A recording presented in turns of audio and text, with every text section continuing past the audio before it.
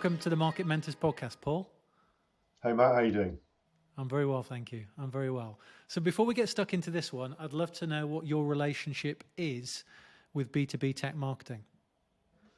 I've spent almost my entire career doing B2B marketing. So except for a brief part doing kind of B2B to C, which in the motorcycle industry, long time ago.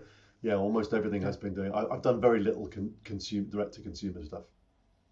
Good stuff. Good stuff. Now, we were talking the other week about all these playbooks, these new amazing tools, but we're really kind of here to sort of strip it back, really, to talk about the fundamentals and why they're so important when you're working for a startup. But first, what attracted you to work at Anthropos in the first place? Combination of things. The first is simple. The tech was amazing. What the technology does.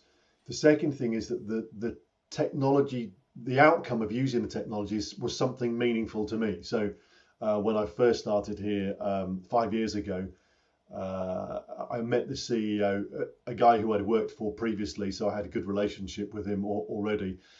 And it took him 10 minutes to persuade me to join and to stop what I was doing, which was basically running my own marketing consultancy business. And that's because what our technology does is supports older people to stay independent in their own homes for longer. And my parents were both in their 80s when I first joined, and I could see immediately how this tech could support both my parents and me, and also give me the opportunity to do something meaningful. So there's kind of, if you like, in marketing parlance, I felt there was the company's mission gave me purpose, but actually. The other thing that really attracted me was because it's someone I've worked for before who knew what I did and what I'm good at doing. He basically gave me a blank sheet of paper and said, "Go do your thing." I think as a marketer, it doesn't get any better than somebody saying, "You do what you're good at, and I'll support you." And you're starting from scratch, so if you're successful, it's down to you. Yeah, it's like the Holy Grail, really. I think It is, so many marketeers. As is the case in every startup, you kind of stand or fall on your own 2 feet, But I much prefer to be in a world of, kind of when you're judged by your own results. It is literally you that's made it happen. I don't. The other end of the scale of the marketing world, kind of working in a big consumer brand where you're fighting to get another 1% market share, I think I would be completely rubbish at. It's just not me. Yeah. And no. I'm trying to find that nice medium between the startup stuff, which is great, which actually you can find fairly often, but actually then combined with the tech for good, which if you speak to a lot of marketeers, they'd love to get into something like that. So, it sounds like you really do have the Holy Grail there. So what stage was the company at when you joined them? So we had created the prototype product, and we'd got some initial funding, and had if you like, a foundation customer where we were testing and learning about the product. But there was no brand, there was no go-to-market strategy, there was no sales approach. Literally everything else about the company had to be built from scratch. I was partly responsible for renaming the company when I joined. It was called something else, and we had a range of options to pick from. And the company's name is Anthropos, which is actually what our software engineers, called the server that they built the platform on. We were originally called something else completely different. Yeah. But I wanted a more recognizable brand. Yeah. So that's almost sounds like the blankest of blank Oh, sheets no, literally. of paper. I mean, that really is. Didn't even have a website. Did not have any kind of corporate brand. Didn't have a corporate logo. Literally nothing. So it was doing all of that from scratch. And a lot of that I've done before in other businesses, which is kind of why our CEO kind of had the confidence in me to say, "Go and do your thing." Yeah, good stuff. Good. So when we talk about marketing fundamentals, then what does that mean to you? The thing that attracted me to marketing when I went to university, and I really didn't know what I was doing and what I wanted to do as a career. I went to study business studies, and the first lecture I had in my university course was marketing, and a marketer stood in front and said, it's all, here are the 4 P's of marketing. It's all about that. And I thought to myself, yeah, that's it. That's the thing I want to do. The starting point is the most basic thing, is understanding people's needs. Because if you don't do that, you cannot do the rest of what is in the marketing role. So understanding people's needs, kind of, you might express it as kind of understanding their pain points of what they're doing in the morning. So who is your audience? What do they need? What do they want? How do they currently meet those needs or not? What alternatives are available to them to meet those needs? What works and what doesn't? Understanding all of that is a kind of fundamental starting point. It's what we have to do with, here's why our tech will work, and this is the need for it in the marketplace, and why it's better than the current solutions. You have to do all that first, and then you have to have some sense of scale of what is the size of that problem, and is it a market that's worth going after? Because is it big enough? Is there can you forecast a future market where this technology will have a role, and the size of that is worth the effort you're going to make? So kind of all of those are fundamental things that you would have to sit down and do with any new brand before you've started to say, well, what's our go-to-market strategy? What's the product? What's the packaging? What's the advertising? What's the, none of those things matter until you actually know who's the audience, what's their problem. And actually, you find with a lot of startups, you'll know this more than me, but they try and figure this out quite a bit. This is where the old pivot comes, doesn't it? So they think they've, let's take this solution to this market, and actually find out that market isn't the right market. It could be a different market, or it could be a subsection of the original product. It's not a kind of like do it once and you've done it. It can be quite an iterative thing as well, can't it? I think of proposition development as a moving feast. It is a constant thing. You are always in the process of refining your proposition. The more of that legwork you do up front, the less likely it is that you'll have to find yourself pivoting to something completely different with the same product. You should, if you've really done that upfront work and you do know the market and you do know the need, and there is a valuable sized market in there, it's almost like you wouldn't have to pivot, because you already know what you need to know. And then when you come into contact with the market, all you're doing is verifying and validating what you think you knew, rather than finding out something completely different.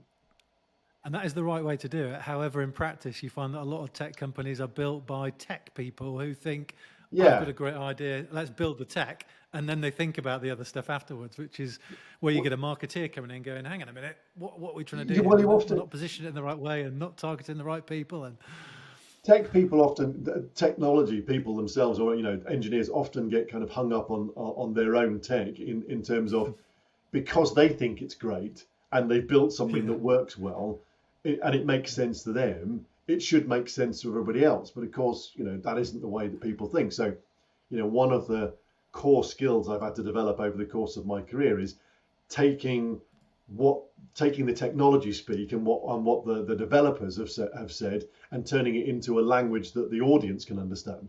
You're almost acting as a translator, as a marketer, between what's being built and what can be sold.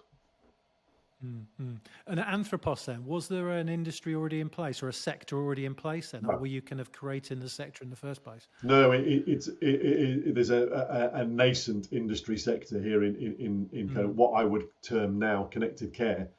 The prevailing technology in the social care world is what's called telecare. And many people will be familiar with it from looking at older relatives. It's basically a system of having a device, or a wearable device, or a pendant that you can press if you have a fall, and it relays you to a system where somebody can call you and say, "Are you okay, Mrs. Smith? Have you had a fall? We'll send someone to come and pick you up." That prevailing technology has been in place for 20 years. It's all about reacting to a thing happening. Our tech is actually all about proactive and preventative solutions. So we are looking to stop the thing happening in the first place by understanding behavioral change that is likely to lead to something going wrong. And that's a completely different market. So even at the point we started 4 or 5 years ago, there were probably 2 or 3 companies doing something like this. There are now Mm. something around maybe 14 or 15 who purport to do something like what we do in the space, but it's still really small and really early days. No, good stuff. So when you first joined then, I mean, when we're talking about the fundamentals, we're kind of talking really about proposition development, aren't Yeah, we? yeah. What was your first step? What were the sort of first things that you did then? So apart from the ones I already kind of said to you, which is, Mm. you kind of understand the market and the need and all the rest of it. You then build or I then built an initial proposition to take to market to test. And you can do that with prospective customers or privately with advisors, that kind of thing. Uh, I decided that I would also test it with the end market and do it in person. So one of the very Mm. first things I did was I presented to my mum and a group of her friends from the WI who were all in their 70s or 80s. This is the toughest audience I've ever had, Matt, and they tore me to pieces. But I learned loads, Yeah. and you know, I've continued to do that. I would urge any marketer who wants to understand their market better to be brave enough to go and do the discussions with the potential buyers themselves. Don't have an Yeah. agency do it for you, or at least don't let them do all of it for you. Do it Yeah. yourself, because what you want to see is how your words land. You want to see Mm. that in the whites of people's eyes. If I say that our product does X and Y because you need that, you need to see people smile and nod along rather than Mm. scowl and frown and go, I don't understand what you mean. And Mm. so I've been through a constant iterative process with each part of our market, because we're not just selling to one type of buyer, we're selling to multiple types of buyer who then sell on to other types of buyers. So I have ended up kind of creating a series of propositions that are B to B to B to C in most Mm. instances. And in each case, having to craft a slightly different version of that language. But in each case, when I've done that, I've started the process off by having those conversations myself because I want the direct feedback from someone. Often you find if you say to someone, tell me everything that's wrong with this, you get a Mm. better set of answers than saying, what do you think of this? And then, but Mm. you give them permission to tell you it's wrong, and people will give you much better quality feedback, I think. Yeah. And when I think of that, I mean, I'm thinking sort of classically that you would do that within, consumer facing companies, FMCG types of Yeah. companies, Unilever and Coca-Cola and all that kind of stuff, where you do get people, touching the product, feeling the product, all that kind of stuff. Do you think do you think doing it in your way then is prevalent within B2B then? Or do you think that a lot of companies rely I too don't, much on, yeah, just perhaps speaking anecdotal sort of feedback? I, I, I don't know. My anecdotal feedback is that we are I'm told we are better at connecting directly to the older people than Mm. many of our competitors are, because I've had to continually revise the language and the way I explain it so Yeah. that a non-technical audience will feel that the technology is there to support them and is not there to spy on them or to listen into their lives, Mm. because the needs of the older person are quite different than the needs of their families, quite different Mm. than the needs of a care provider or a care manager or an individual carer, very different Mm. than a local authority might be, very different than the NHS and an integrated care board, for instance, might be. But all of those are purchasers and users of our product. And so Mm. you have to have a process of being able to talk to every one of those different audiences directly.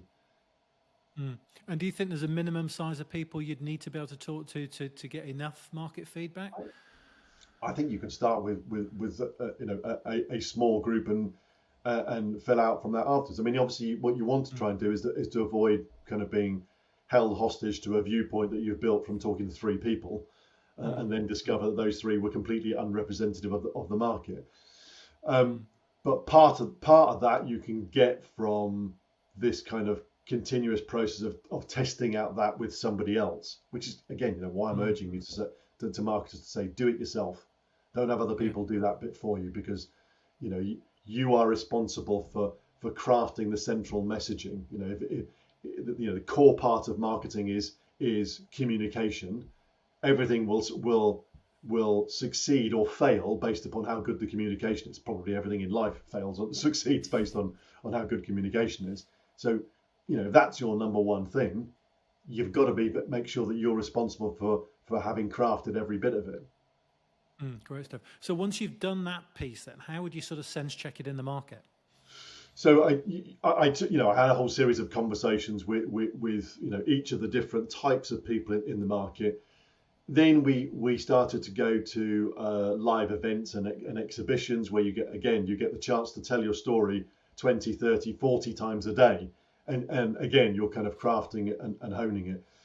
And then our go-to-market strategy changed slightly over time from trying to do it all ourselves and selling in each individual market to recognizing that actually there was a series of partners who could support us, and then finding the right partner that bought into what you were doing.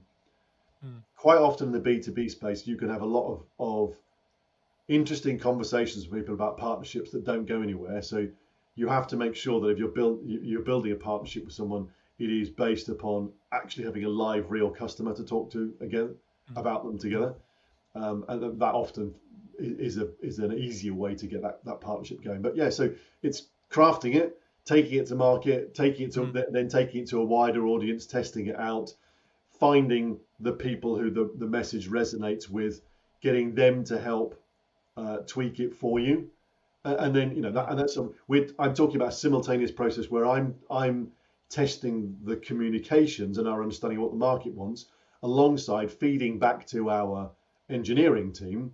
We need the product to be slightly different. We need it to report in a different way. We need the reporting screens to look different. So you are in a marketing role. You're a two-way conduit. You're bringing your message to the market, but you're also bringing the message from the market back to your business. Voice of the customer, isn't it? So, yeah, I mean, it is, in marketing terms, voice of the customer. Yeah.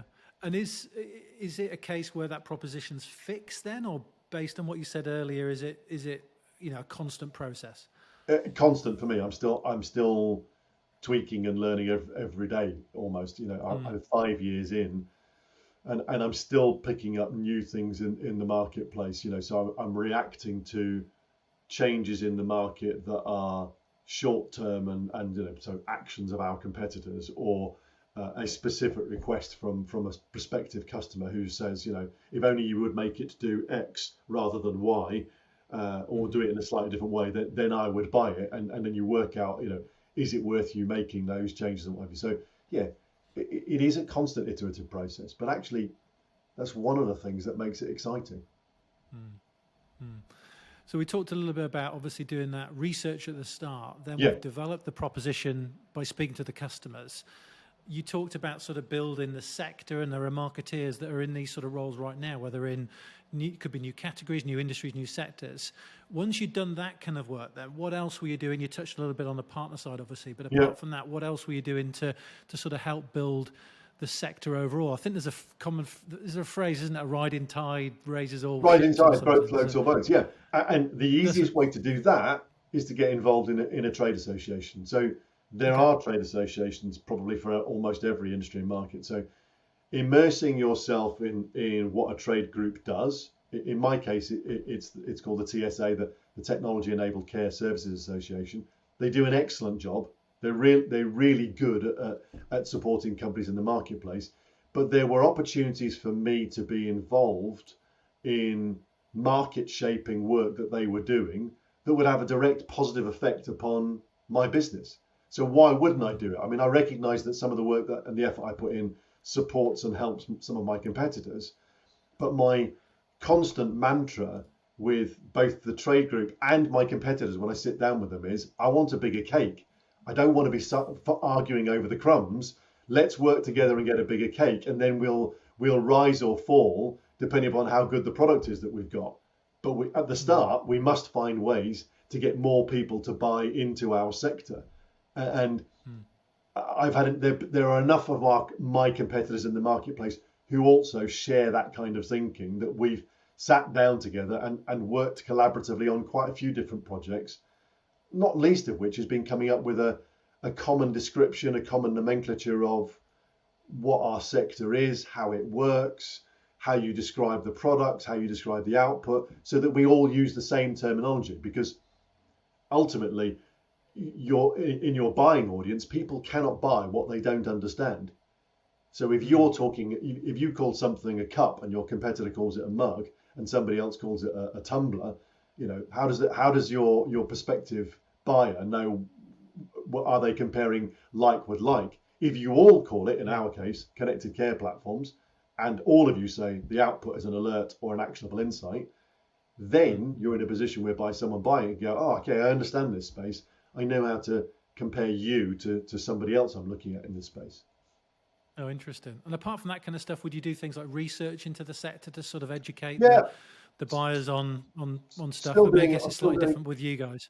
Still doing. I still got ongoing research that goes in. Still got kind of regular meetings with users, and because I'm in a startup, Matt, so I'm responsible for all sales and all marketing, in fact all commercial activities. So I'm not just crafting the messages. I am responsible for going out and selling it into the marketplace. So I've got an almost daily feedback loop from the market as to what they want and what works, what they will buy, what they understand and what they don't understand.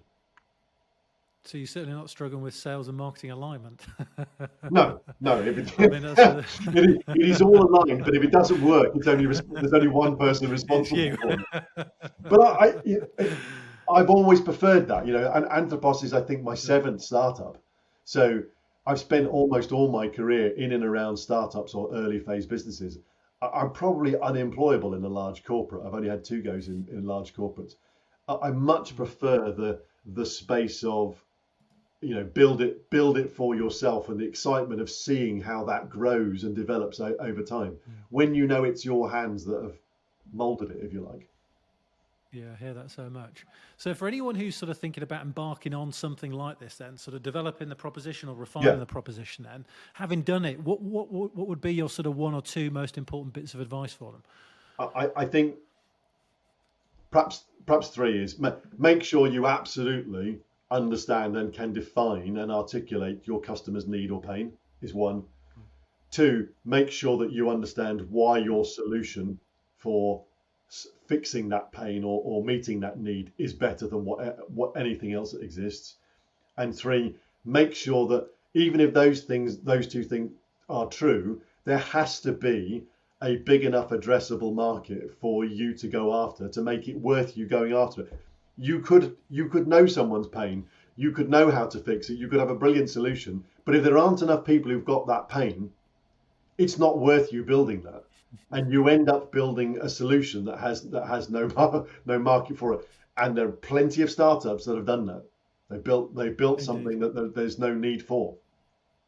So if you don't do those 3 things in combination, you're kind of lost. Good stuff. So what's the impact been of the stuff that you've done then? What sort of results do you track, and generally how have you got on in terms of growth? So I mean, obviously in any startup, tracking revenue and margin and users is the most easy way of knowing whether what you're doing in marketing works, because the 2 things are hand in hand. And often in many startups, sales and marketing will be one person or just 2 people working together. Latterly, then you can start to look at other things like the effectiveness of your social media, the effectiveness of your website, the effectiveness of your campaigns. I run everything through HubSpot, which is a tool that I've used before.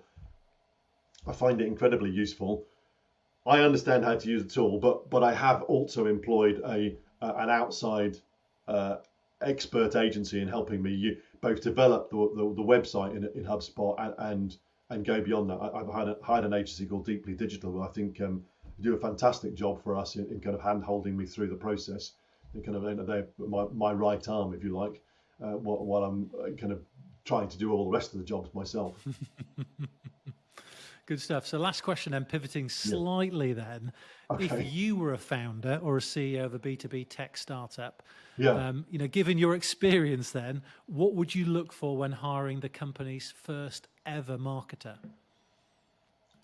I have been a founder in other startups, but I've always hired myself as the chief marketer. So I guess I'm going to have a very biased answer, Matt, and I'm going to say to you that I would look for someone who understands the marketing fundamentals and is prepared to go and do the job themselves, and someone who's got some experience of being able to show you that they've done that job somewhere else before, and done it on little or no budget. Because in most startups you don't have a massive marketing budget, but the stuff that we started discussing at the start of our call, understanding the needs, all the rest of those things, a really good marketer should be able to do that without any money whatsoever. Mm. You should be able to do all of that before you then say, okay, in order to support the marketing strategy I've now built, I now need a budget of X to do the following 6 things, which are the key elements of the go-to-marketing strategy. But the key thing is, can they do those fundamentals right to start off with? Because everything else can go wrong if you haven't got those things sorted. Great stuff. A fantastic point at the end. And, I think it's very easy for a lot of marketers to get distracted by the new tools and the new playbook and the new whatever it might be. And honestly, nothing works unless those fundamentals are in place. I'm no different. And having run a consultancy in the past, I advised on lots of that stuff. And when I got here, I discovered that I had to actually set a lot of it aside and go back to basics and say, if I don't get this bit right, the rest of those tools, no matter how flashy they are and how clever they are, the rest of those tools will be meaningless. Yeah, well, I've heard of marketeers having a post-it note just saying focus, because it's quite easy to sort of get. It's quite easy just as in your day just to sort of go down a rabbit hole, and before you know it, you've just lost 2 hours of your time. So good stuff. Look, Paul, it's been fantastic to talk to you. I found it really useful, and it's a very, very good reminder for a lot of marketeers out there that these fundamentals really, really do matter, and actually. Marketeers are privileged in a way to be able to get out there and talk to customers and make a real impact, as you have done at Anthropos. So thanks very much for sharing it. Thanks for the invite. I would encourage any marketer who wants to really, really, really do proper marketing, go and do it in a startup or an early phase company, because it doesn't get better than a blank sheet of paper and you. Love it. Nowhere to hide. Yeah.